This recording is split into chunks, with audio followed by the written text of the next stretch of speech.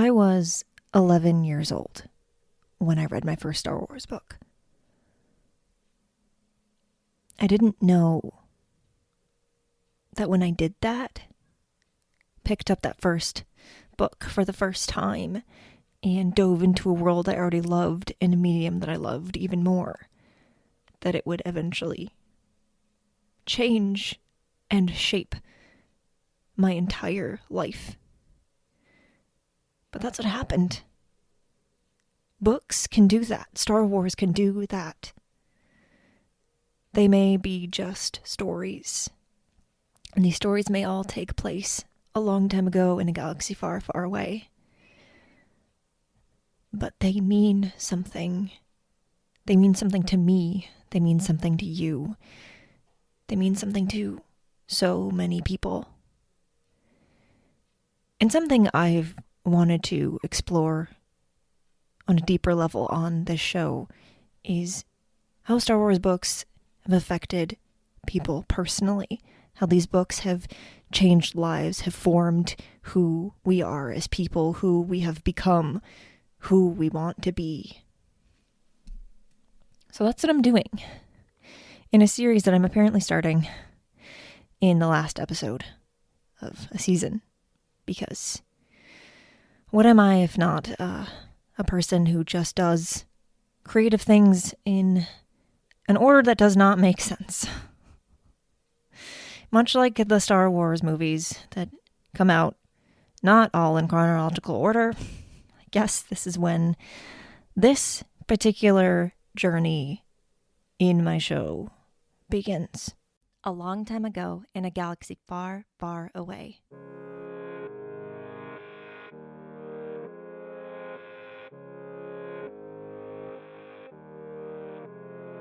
You're listening to Now This Is Lit, a podcast about Star Wars books, the people who make them, and the readers who just can't get enough of them. I'm your host, Meg Dowell. I use she, her pronouns. And this is a series I am calling The Star Wars Books That Shaped Us. And this is my story. Around the time that I picked up my first Star Wars book, I also had decided that I was going to sit down and watch all the Star Wars movies that existed at the time, which is not as many as now. I was going to do that on my own, by myself. I grew up in a household where Star Wars movies were playing in the background quite often. To me, looking back, it seems like they were playing all the time, and sometimes they are, because if they're on TV, my dad still, to this day, will turn them on and just leave them on all day. Because there's always a marathon. There's always a Star Wars movie marathon on a weekend somewhere, it seems like. And they were just always on. I don't remember him actually ever introducing us formally to Star Wars. It just was always there. It was always a part of life. And when I sat down and I watched all the movies for myself, I was trying to, I didn't know it at the time, decide for myself if my Star Wars fandom was something that my dad had decided was going to be for me, or if being a Star Wars fan was something that I wanted for myself. I guess I was at that age where you want to decide if the things that you like really are the things that you like. I don't know if that's normal for an 11-year-old, but that's where I was at the time. And this was between the release of Attack of the Clones and the release of Revenge of the Sith. So I got to Attack of the Clones, and there was no other Star Wars movie. There wasn't a next one. The next one had not come out yet. The story was not yet complete.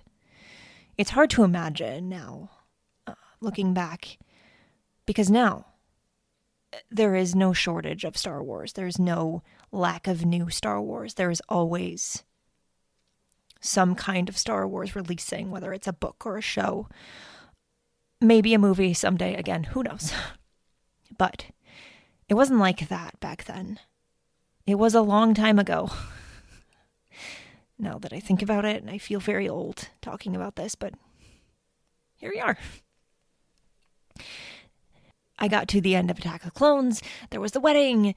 There was the surge of the John Williams music, and it was over, and I was like, Dad, we have to watch the next one. And there wasn't one. There was not a next one. It was not 2005 yet. It was not time. So what do you do? What do you do when you are diving headfirst into a new fandom? New to you anyway, something that you now have claimed as your own, because clearly, as you may have guessed, my journey of discovering whether or not I wanted to be a Star Wars fan of my own accord, the result was that I did want that. It was not just something that my dad thought I should like. It was something that I claimed for myself. I was a Star Wars fan, and I was going to consume all the Star Wars that I could. And my dad, because my dad is amazing, knowing that I loved to read, he said, here's what we're going to do. We're going to go to the library. We're going to find a Star Wars book. And we did that. And that Star Wars book was one of the Galaxy of Fear books. It was not the first one, because this is a library, and this was Legends, and this was a long time ago, and sometimes when you don't know any better, you just pick out a book in a series, and you just assume that it's the first one, maybe.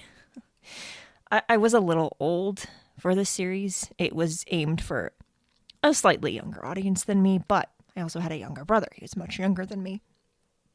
So I think my dad had thought at the time, let's get a Star Wars book that you can read on your own, and that I can also read to your brother in the evenings, because that's what my dad did when we were growing up. He read to us. Whenever I hear my dad read aloud, to this day, it doesn't matter what it is. It could be like a menu for a pizza place or something. I hear him reading out loud, and I'm like immediately transported back to, because everyone has like a reading voice, that voice you use when you're reading something. It doesn't sound like your actual voice. It's a little different. And he uses that voice, and I remember back to when he used to read to me.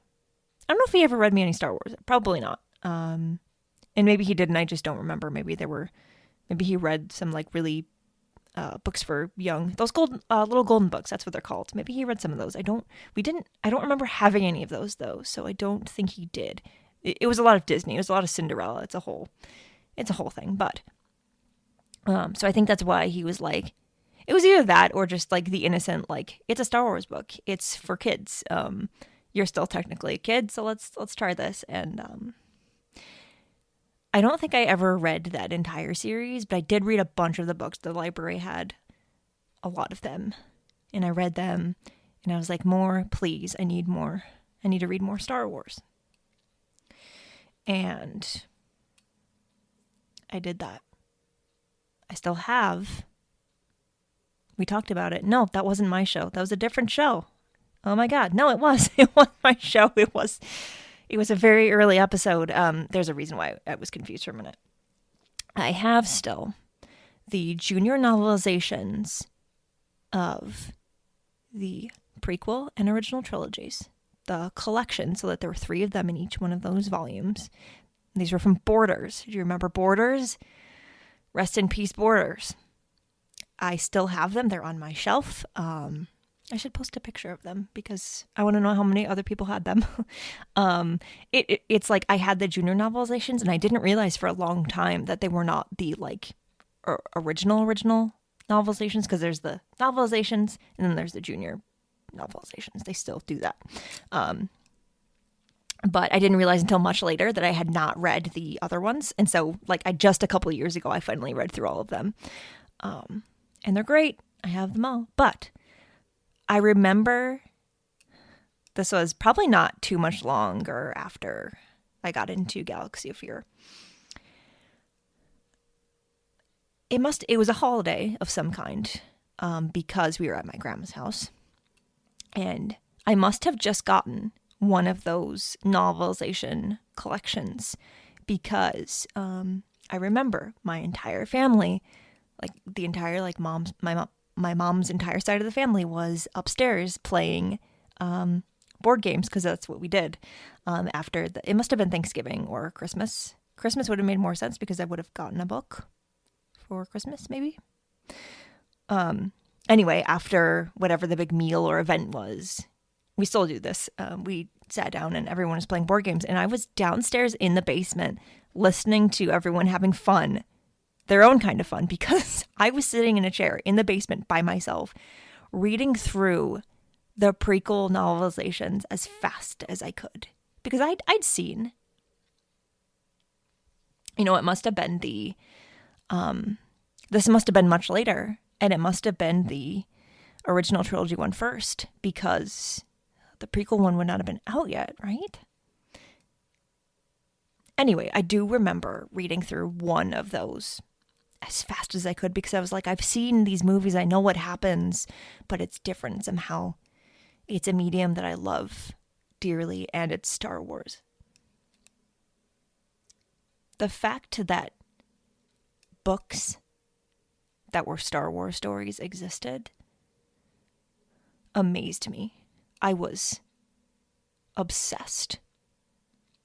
Now, I have a lot of the original Legends books that as I got older, I was able to either ask for these books for like my birthday or Christmas, or I would get gift cards, and then I would ask my mom to take me to the bookstore and we'd get Star Wars books. But I don't have a lot of them I got from the library.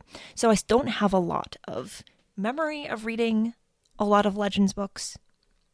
And I don't have a lot of the original ones, but I do have some of them. And I remember just loving them so much. I read a lot. I read a lot of books growing up, but whenever I got to read a Star Wars book, it was just extra special to me. And I was still very much in my fandom when at least the first Force Unleashed novelization came out. And it was either this one or the second one, where I was a very, very shy person when I was younger. I still am. There's a reason I podcast alone a lot of the time in my office. But I was very shy, and when I went to Target to find this book, it wasn't on the shelf. And I was so desperate for this book. I was so desperate to read this book. Because I wasn't much of a gamer, I'm still not, and I didn't want to play through the game to know what the story was. I wanted the book. I wanted to read it. And I was so determined to do that I somehow found the confidence to walk up to an employee and be like, "Hello, I'm looking for this Star Wars book." And that was something that was very, very hard for me to do. I had a very hard time speaking up. I had a very hard time approaching people. I still do, let's be honest, but especially when I was younger. And the fact that I was able to do that, that's what Star Wars books did to me. That's the kind of passion I had for them. I needed them. It was a need. They went to the back and got the book for me, and I still have it. There is something special about the Legends books that don't have the banner on them that you had before. There's nothing wrong with the new ones. But I look at those copies of The Force Unleashed and The Force Unleashed 2, and I'm like, I bought those with my own money back then. I didn't have a lot of money back then. But those books were so important to me. I had to have them. And that's about where my Star Wars book fandom and my Star Wars fandom in general pretty much could have ended. I was growing up, and I was definitely at that point when you're like a high schooler and you're like, I don't know if anything that I loved as a child is worth keeping as I transform into whatever version of adult I'm going to be. And so I stopped looking for Star Wars books. I stopped following them. I stopped reading them. I don't know why. Other than the fact that I just thought that I'd grown out of them. And to think that could have been it is so sad to me. I don't know if I would have even had time for Star Wars books when I was in college because, for a long time, I had so many other focuses in my life. I didn't really have time to immerse myself in fictional worlds, and it took me a long time to realize that that's one of the reasons I really, really struggled at that time in my life. I lost who I was. I lost what I stood for. I didn't know what I cared about. I didn't know who I wanted to be or what I wanted to do. And I still read books. I still had friends. I still had interests. But I never let myself forget where I was. I never really let myself get away in my head. It felt almost like Star Wars was too far away. Like if I had just let go and went too far in a different universe, that I'd never find myself again. And it turns out that the exact opposite was true. Despite not really watching a ton of Star Wars or reading any Star Wars, really, I did still occasionally catch episodes of the Clone Wars. Especially when I was home over summers. It would be on really early in the mornings, especially on Saturday mornings on Cartoon Network. And while I was working out or doing laundry at my parents' house, there'd be an episode or two that would play, and I would watch them. And while I never had seen the whole series all the way through, I knew what it was about. I knew the premise. And I especially knew who Ahsoka Tano was. And I really liked her. I was like, oh, that's a really cool character. Good for her.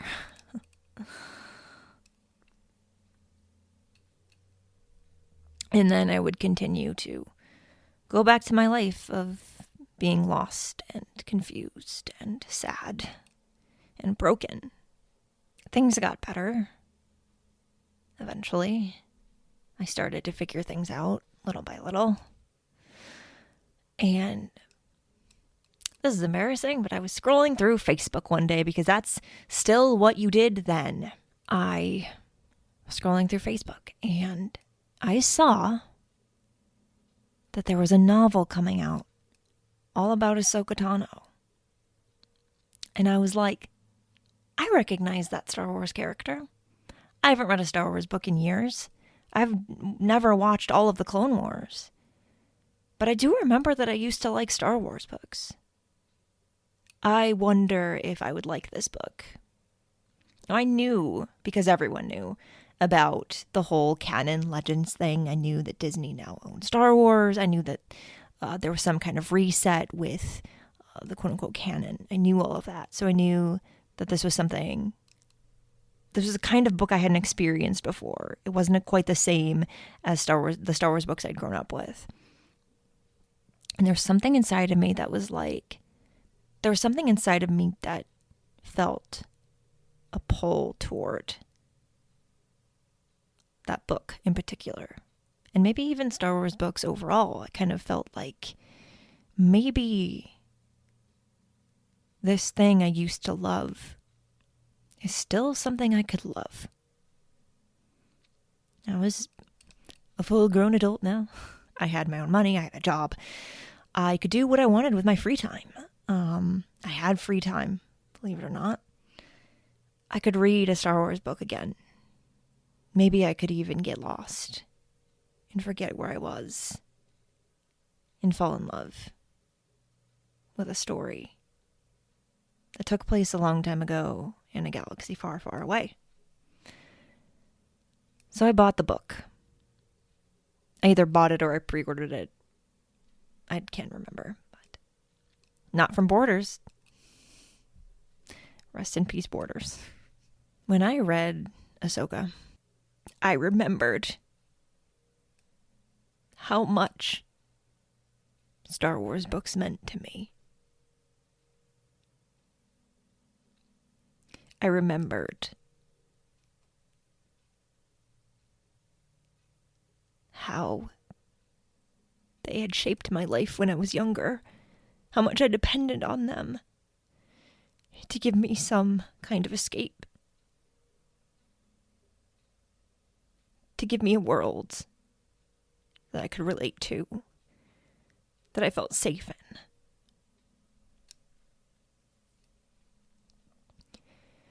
E.K. Johnson's book was about a character who had faced some kind of trauma, who had faced something really, really hard in her life, and went on a journey to figure out whether or not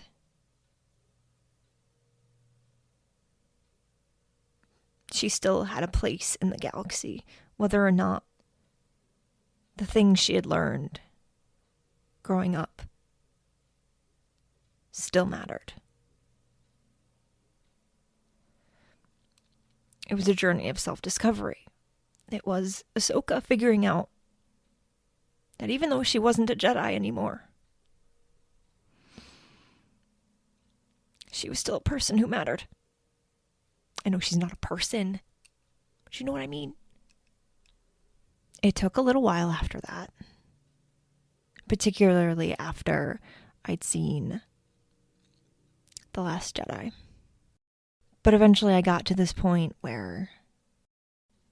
point where I suddenly needed and wanted to read every Star Wars book I'd missed. Because it was more than me finding my fandom again. It really did feel like coming home. It felt like a part of me had been missing all that time. Because I deprived myself of the stories that made me feel and dream and hope.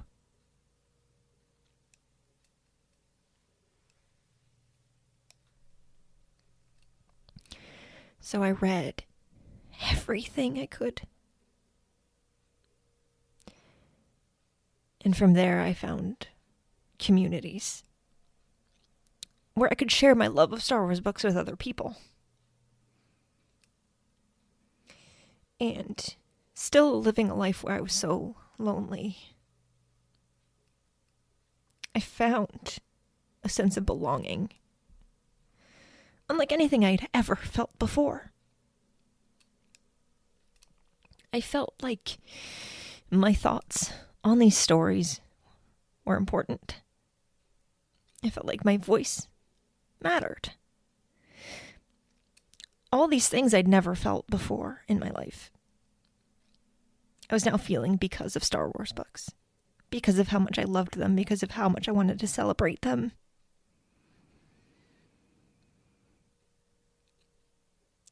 And that has shaped my journey to where we are now. There are a lot of reasons I started the show, but one of the main reasons is because I would not be who I am without Star Wars books. I would not have met the people I have met without them. I would not believe some of the things I believe without them. They are so embedded into who I am, into my life, that I made my wedding photographer take a picture with one. Because it is part of what makes me who I am.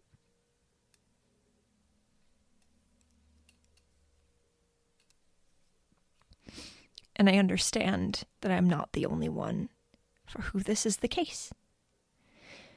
And I wanted to make a show not just about Star Wars and Star Wars books,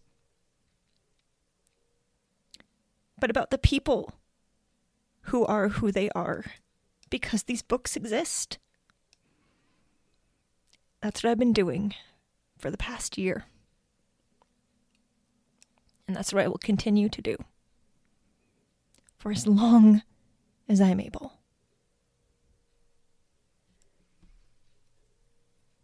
Over the past year of making Now This Is Lit, I have gotten to talk to so many amazing people. All of them have been touched by Star Wars books in a very big way. Some of them have similar stories to me. They discovered Star Wars books when they were younger, and now they just can't get enough of them. Or, in many cases, they discovered Star Wars. They became writers. And then they got to write their own Star Wars. Which is so cool. And I say that to every single author that I get to talk to.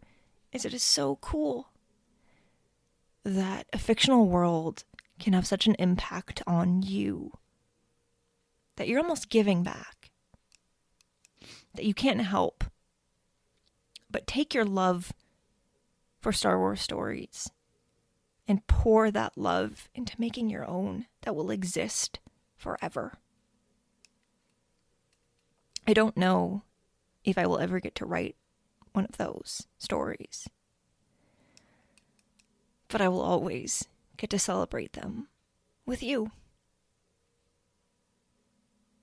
Because life is short and hard, and we have to find the things that make us feel alive. And for me, there are a lot of things that make me feel like life is worth living, but one of those things, one of many things, is celebrating the Star Wars books that shaped me.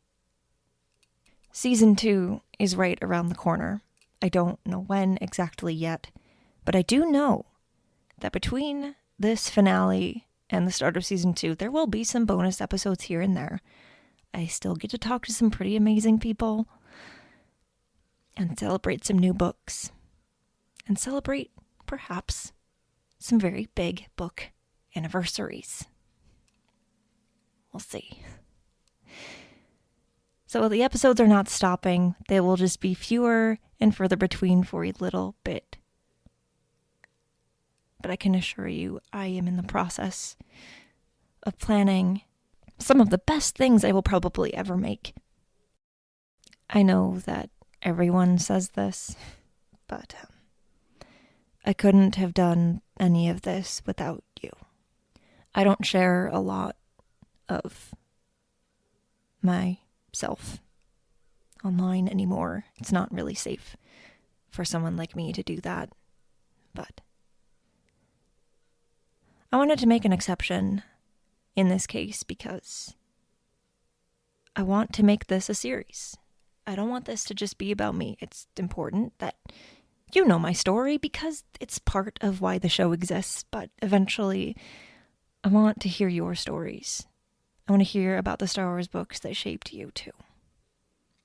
I'm not quite ready to figure out how that's going to work yet, but I promise that we will get there because this is something I've wanted to do as part of the show since before it started, and it took a while to get here, but we're not done yet, so stay tuned for more on how you might be able to be involved in telling your own story on my show. As much as I hate to say it, that's all for now.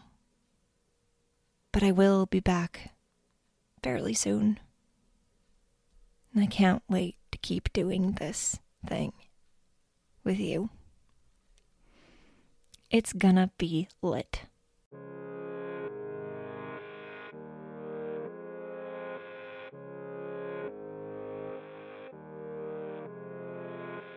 Now This Is Lit is part of the Faraway Fandom Network and is produced by Devor Mondum and is written, hosted, and edited by me. Jose Jimenez designed our podcast art. Keep up with the show on Twitter at Star Wars Lit Pod and find the show wherever you get your podcasts. You can support the show by subscribing to our newsletter. It may be taking a break for a while, but it will be back. You can also use the link in the show notes to start your free Audible trial and get a book. Free Star Wars book, maybe, if you want to. Gotta use my link, though, so do that if you want to. For more book reviews and Star Wars book celebration, follow Star Wars Book Reviews on Instagram.